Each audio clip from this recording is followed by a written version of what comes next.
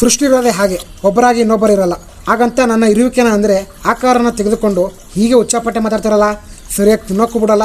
ಬರೀ ಕಿಚ್ಚೈಸೋದು, ರೇಗಿಸೋದು, ಉಂಡೊಟ್ಟೆ ಜೀರ್ಣ ಮಾಡ್ಕೊಳ್ಳೋದು. ಇವರು ಮಾತಾಡೋ ರಪ್ಸನ ತಾಳದೆ ಈಗ ಉಯ್ತಿರೋ ಹುಚ್ಚೆ ಜೊತೆಗೆ ದೇಹದಲ್ಲಿರೋ ಕೊಬ್ಬಿನಾಂಶ ಎಲ್ಲ ಹೋಗ್ಬಾರ್ದಾ ಅಂತ ಅನಿಸಿದ್ರು. ಅವರಂದ ಮಾತಿಗೆ ಯಾಕೆ ತಲೆಗೆ ಹಾಕೊಳ್ಳೋದು? Let it be. ನಾನಾಗೇ ಇರೋಣ, ಯಾಕಂದರೆ ಸೃಷ್ಟಿ ಇರುವುದೇ ಹಾಗೆ. Fuck their cheap minds.